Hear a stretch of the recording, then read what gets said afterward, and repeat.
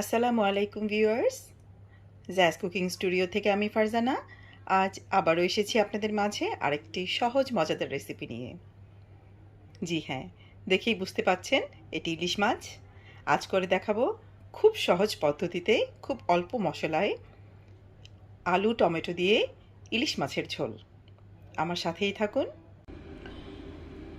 আলু টমেটো দিয়ে ইলিশ মাছের ঝোল রান্না করার জন্যে নিয়েছি কয়েক টুকরো ইলিশ মাছ, মাথাও নিয়েছি। বেশ বড় সাইজের ইলিশ পেয়েছি আসলে, তো ছোট বড় মিলিয়ে ইলিশের কয়েকটা টুকরো আমি নিয়েছি, সাথে মাথাও নিয়েছি।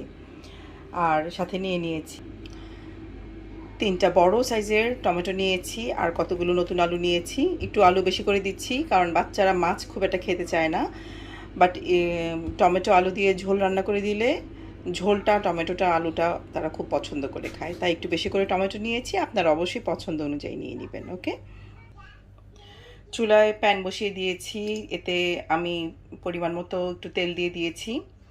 তেল আমি একটু মাছ রান্নায় তেলটা একটু বেশি দিলে খেতে ভালো লাগে, আর বাচ্চারা যেহেতু খাবে একটু সামান্য একটু তেল বেশি হলেও সমস্যা নেই, কারণ খুবই লাইট ওয়েট তেল।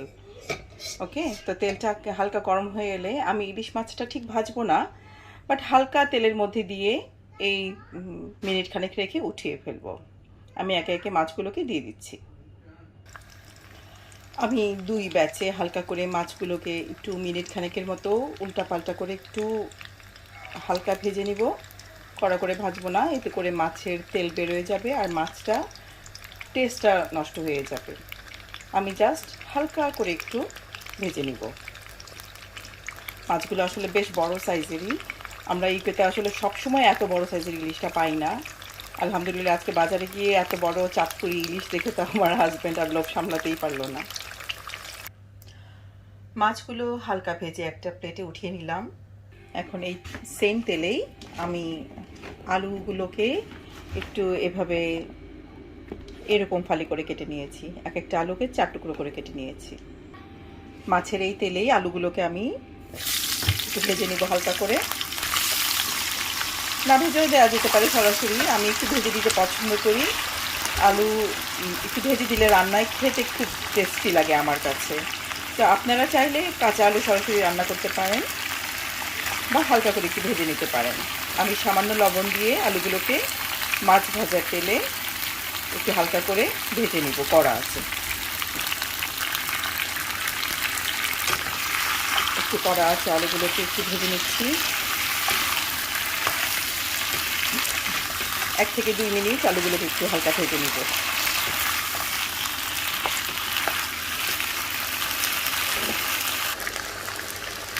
আলুগুলোকে আমি হালকা করে ভেজে নিলাম। এখন এগুলোকে তুলে নিচ্ছি আর অন্য আরেকটি পাত্রে। ওকে, আলুগুলোকে তুলে নিয়েছি। এখন ওই একই তেলে কেটে রাখা পেঁয়াজগুলোকে ছেড়ে দিচ্ছি। কিছুটা বেশি পরিমাণেই পেঁয়াজ দিচ্ছি। ইলিশ মাছে পেঁয়াজটা একটু বেশি দিলে খেতে ভালোই লাগে।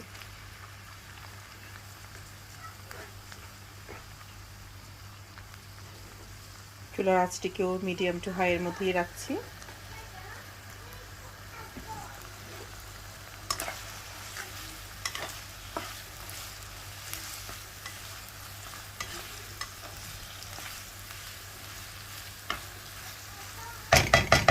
মশলা অ্যাড করে দিব কষানোর জন্যে।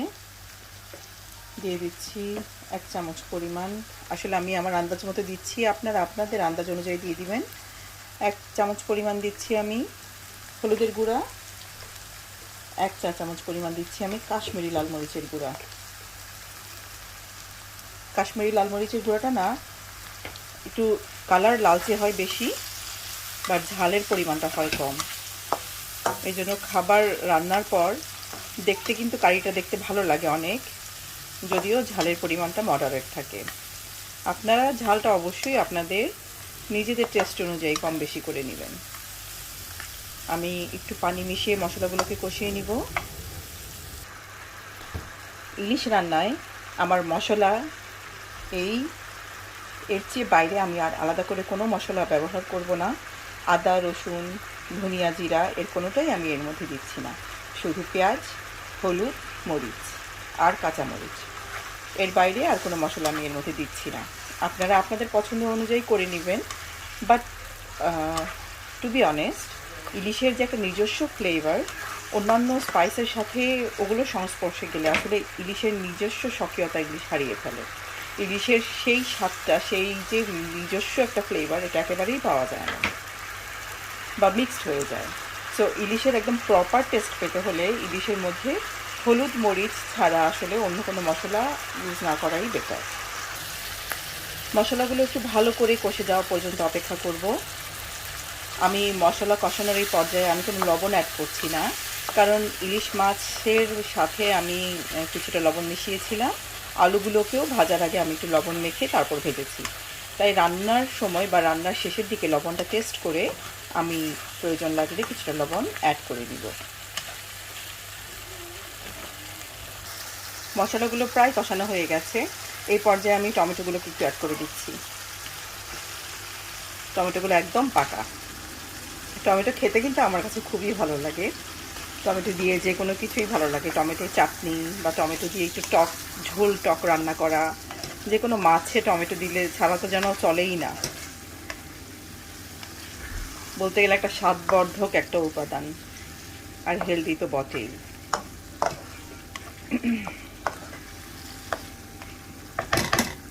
এই পর্যায়ে ভেজে রাখা আলুগুলোকেও দিয়ে দিচ্ছি। দেখে মনে হচ্ছে অনেক আলু, আসলে অনেক আলু, যেন আলুতে ইলিশ মাছ। বিকজ আমার বাচ্চারা আলু খেতে খুব পছন্দ করে, সরাসরি মাছ দিলে খেতে চাইবে না, আলুটা খুব পছন্দ করে খায়। আমি নিজেও আসলে আলু খুব ফ্যান বলতে গেলে, কিন্তু খেতে কিন্তু খুব ভালো লাগে। এই পদ্ধতিতে আপনারা একবার ট্রাই করবেন। আসলে সবাই রান্না করে, খুবই কমন একটা রান্না দেখাচ্ছি। বিশেষ করে যারা নতুন রাঁধুনি আছেন তাদের জন্য হেল্পফুল হবে, সে সহজে রান্না করা যায়। স্পাইসও খুব কম, শুধু হলুদ মরিচ দেওয়া আর একটু পেঁয়াজ, দ্যাটস ইট। কিছুক্ষণ কষিয়ে নিব। এই পর্যায়ে ইলিশ মাছগুলোকে একে একে উপর দিয়ে সুন্দর করে বিছিয়ে দিব। খুব একটা নাড়াচাড়া করা যাবে না, ইলিশ এমনিতেই খুব নরম মাছ, আর গরম হয়ে গেলে তো সেটা আরও নরম হয়ে যায়, তাই নাড়াচাড়া করার দরকার নেই। আমি উপর দিয়ে বিছিয়ে দিব, এটা অটোমেটিকই রান্না হয়ে যাবে ঝোলের সাথে। মাছগুলোকে বিছিয়ে দিলাম উপরে। ইলিশের যে বলে যে মাছের রাজা, আসলে এত সুন্দর ফ্লেভার, এখনও রান্নাই কমপ্লিট হয়নি, হালকা একটু ভেজেছি। এতেই যে একটা দেশি ইলিশের যে ফ্লেভার, চাঁদপুরি ইলিশের, মানে এটার ঘ্রাণেই খিদা লেগে যায়। আচ্ছা, এখন দিয়ে দিচ্ছি পরিমাণ মতো গরম পানি। রান্নায় আসলে গরম পানিটাই ব্যবহার করা ভালো, এতে রান্নাটা কুইক হয় আর ইভেনলি হয়। আমি রান্নায় আমি যেহেতু এই তরকারিতে ঝোল রাখবো, আমি বলেছি আমি ইলিশ আলু টমেটো দিয়ে ঝোল রান্না করছি। আপনারা আপনাদের পছন্দ অনুযায়ী ঝোলের পরিমাণটা বুঝে পানিটা কম বেশি করে দিবেন, ওকে? তো আমি এটিকে নাড়াচাড়া করব না, আমি ঢেকে রাখবো। চুলার আঁচটিকে মিডিয়াম টু লোতে রেখে আমি ঢেকে রান্না করব 5 থেকে 7 মিনিট। ফিরে আসছি 5 থেকে 7 মিনিট পর।